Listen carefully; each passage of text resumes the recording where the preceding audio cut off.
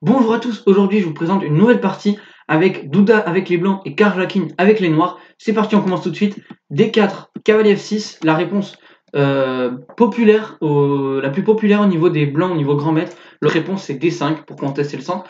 Mais vous allez voir que ça va retransposer dans un gambit-dame, d'où le titre de la vidéo. Donc cavalier F6, C4, joué, c'est le coup plus ambitieux. Alors ici il y a plusieurs coups. Il y a E6 qui a été joué dans la partie, il y a D5, alors c'est pas réputé très bon. Il y a C6 pour essayer de jouer D5 et retransposer dans une slave. Il y a E6 pour jouer D5 et retransposer dans un gambit-dame refusé. Il y a E6 pour jouer fou B4, retransposer dans une Nimzo indienne ou une Bogo indienne. Il y a C5 aussi, la Benoni, qui est possible, qui va retransposer dans des positions très tranchantes. J'avais fait une vidéo là-dessus, sur une partie de grand maître. Je vous y renvoie enfin deux vidéos. Donc ici Karjakin qui va jouer du coup E6, il développe pour E6. Alors ici il y a deux coups principaux, il y a cavalier C3 et cavalier F3. Sur cavalier C3 je pense qu'il aurait plutôt retransposé dans un Nimzo indienne par exemple, avec fou B4, qui est très compliqué à jouer. Mais c'est pas ce qui est décidé de jouer par Douda, il joue cavalier F3. Du coup il joue D5 et on retranspose dans un gambit dame refusé. Alors que normalement le cavalier est en C3 et le cavalier F3 est en chien, mais c'est pas le cas dans cette position. Donc ici, ça offre des subtilités supplémentaires. En gros, juste, on va pouvoir plus rapidement, par exemple, avec G3 fou 2 se développer pour faire le petit roc. Tout simplement qu'avec un cavalier en C3, qui viendrait presser le centre, certes, mais on aurait un petit embouteillage pour faire le petit roc, donc ce serait un peu plus long. Il joue cavalier C3 maintenant. Fou E7, on retranspose dans un gambit dame, où en fait on a joué cavalier F3 à la place de fou G5. Ce serait exactement la même ligne, mais il joue fou G5. Et du coup, on retranspose dans la même ligne que dans la variante principale avec fou G5, c'est juste que là, c'est au noir de jouer, les blancs ont joué cavalier F3. Donc bon, petit roc, E3, ici tout ça c'est des coups normaux, on met nos pions au centre, on rock, on développe nos pièces. Il lui reste encore des pièces à développer, il fait cavalier BD7. Donc ici, son prochain coup ça va être potentiellement peut-être prise et C5.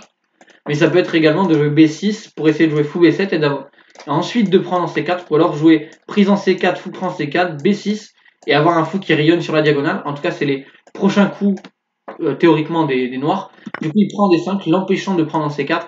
Il reprend du cavalier, ici Karjakin. Alors ici, en général, la reprise du pion est moins bonne. Pourquoi? Alors, parce que quand on va jouer B6, fou B7, on va avoir un fou qui va être un peu enterré derrière le pion. Et si on prend d'ici, après on va devoir jouer une structure avec C5, un pion isolé qui n'est pas forcément idéal, parce que les blancs ont tout simplement des pièces très bien centrales, et ce pion isolé va être faible. Ici du coup il décide de jouer cavalier prend D5, et en fait il se dit que de toute manière si un jour il arrive à pousser E4, le cavalier bougera, et ils vont pouvoir contre-attaquer avec C5 le centre. Donc le problème d'espace au centre, c'est pas vraiment un problème en fait. Il joue fou prend E7, donc dame prend E7, hors de question de replier le cavalier. Et normalement du coup ici, les blancs échangent en D5, et joue, je crois, fou D3 ici, ça doit être le coup. Et on a un petit embouteillage ici. Les blancs vont jouer petit roc, utiliser la colonne C. Globalement, on a une bonne position. Les blancs vont faire une attaque de minorité. Et nous, on va essayer de jouer tranquillement pour la case E4. Mais comme je vous l'ai dit, il n'y a pas de B6 fou B7. Du coup, le fou va devoir sortir par exemple en G4. Ou alors, il va devoir sortir en E6. En tout cas, c'est une position un peu plus passive. Et puis du coup, alors là, on va pas jouer avec C5, mais on va jouer plutôt avec C6 pour consolider notre structure. Et donc les blancs, globalement, ils vont jouer avec des poussées B4, B5 pour venir taper notre structure. Et nous, on va devoir attaquer à l'aile roi. Et justement, en fait, vu qu'il y a eu pas mal d'échanges de pièces, vous voyez, il nous reste, on va dire, 4 pièces à la rigueur pour attaquer sur le roi. Et il y a quand même pas mal de défenseurs, 3 défenseurs globalement. Donc globalement, ça risque d'être un petit peu compliqué pour les noirs d'attaquer et de régénérer du contre-jeu, tandis que les blancs vont pouvoir tranquillement prendre de l'espace au niveau de l'aile dame. Ici, il joue plutôt un autre coup qui joue dame B3. Du coup, il vient presser ici et il menace de gagner un pion. Du coup, il joue cavalier prend C3, B prend C3. Et donc, on a une bonne position hein, du côté des blancs pour développer le fou en C4, plutôt en D3 peut-être. Petit roc, tour B1. On a une très bonne position. Ici, il décide de tout de suite contre-attaquer le centre avec C5, c'est ce qu'il faut faire. Mais il y a une grosse majorité maintenant au niveau du centre blanc, donc petit avantage blanc, mais avec la poussée C5 on va prendre une fois, peut-être pousser E5 et ce centre va commencer à disparaître. Il joue fou E2, B6 pour sortir le fou en B7, petit roc il se développe fou B7, on a un fou magnifique, A4 il vient menacer des idées comme A5, alors on peut jouer A5 mais ça va nous créer des faiblesses inutiles, donc il décide de jouer tour D8 en coup utile, il vient mettre de la pression sur D4, mais pour l'instant c'est bien blindé sur D4. Il envoie son contre-jeu A5, il vient créer une faiblesse justement sur l'aile dame. Maintenant que la structure s'est transformée avec B prend C3, il envoie l'épine pour se débarrasser de sa faiblesse, créer une faiblesse chez les noirs. Mais les noirs vont pas se laisser faire. Alors ils jouent H6, un petit coup d'attente, empêche les idées par exemple de cavalier G5 un jour. Ils jouent A prend V6, A prend V6. Et ici ils jouent du coup H3, des petits coups d'attente, H6, H3, ils améliorent tranquillement la position. Dame D6, la dame qui se place un peu mieux, elle peut défendre le pion, elle contrôle potentiellement les poussées de 5. Elle peut peut-être venir en D5 pour proposer un échange de dames. Elle peut venir installer le fou en D5 pour proposer l'échange des dames. Elle peut revenir en C7 pour essayer de presser un peu ici, défendre ici, et en même temps attaquer sur les rois. Globalement, c'est une amélioration de la dame. Donc là, les deux camps vont faire une amélioration de la dame. Dame D2, la dame qui est, on va dire, plus active en B2. Alors pourquoi elle défend D4? Même si pour l'instant vous allez me dire, oui, c'est défendu beaucoup de fois, mais une fois qu'il va y avoir E5, tout va casser. Le cavalier, ok, c'est bien défendu tout ça, mais le cavalier est sous pression. Quand il va y avoir E5, il y aura deux pions contre deux pions. Il y a la dame qui vient presser aussi D4, il vient renforcer la position ici. Il s'enlève des fous D5 aussi pour venir taper un temps sur la dame. Il prépare tour B1, etc. Dame C7, justement joué par les noirs. Tour FB1. Fou E4 empêche la tour de rester sur la colonne B, elle part en C1. Dame B7, la dame qui se place. Alors on aimerait bien avoir le fou en B7 et la dame en E4, mais on peut pas, malheureusement. Mais c'est quand même une très bonne batterie. Il joue cavalier 20, vient défendre G2. E5, du coup, justement, on va péter le centre. Fou F3, propose l'échange des fous. E prend D4, on vient tout péter. Tour prend A8, dame prend A8, C prend D4, pion prend D4. Alors si on prend D4, il y a une découverte ici avec, alors pas cavalier E5, mais c'est pas si grave en fait, parce que on a aussi notre contre-jeu avec le pion B, et on a globalement, c'est équivalent matériellement.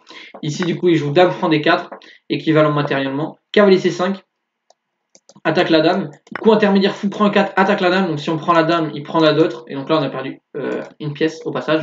Du coup il joue cavalier prend 4, dame prend B6, et ok certes on a perdu un pion, mais en fait on a tellement d'activité, la tour va arriver en seconde rangée, la dame va arriver en seconde rangée, le cavalier est pas loin, ça peut même se retourner pour les blancs, mais globalement les blancs normalement risquent pas grand chose parce qu'ils ont un pion de plus, mais en fait vu que les noirs ont tellement d'activité, vous voyez le cavalier qui est inactif sur la première rangée, la tour qui est sur la première rangée, elle n'est pas encore rentrée, la tour qui est très active, la dame qui est très active, le cavalier qui rôde autour du roi.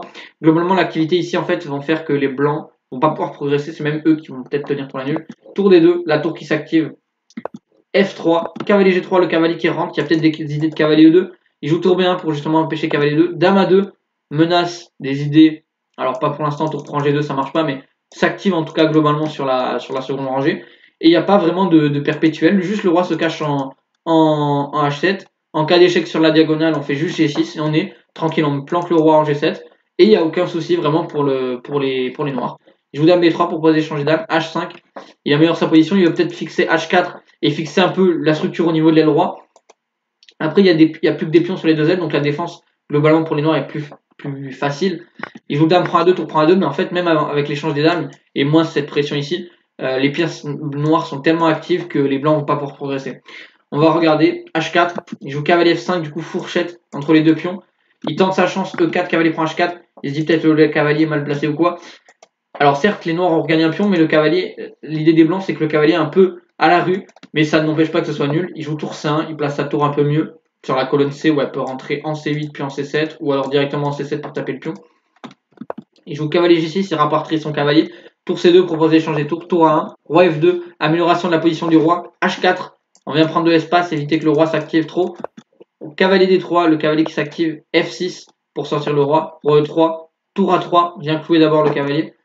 Roi E2, roi H7, alors finalement il sort pas ici parce qu'il y a peut-être des échecs ici qui sont embêtants.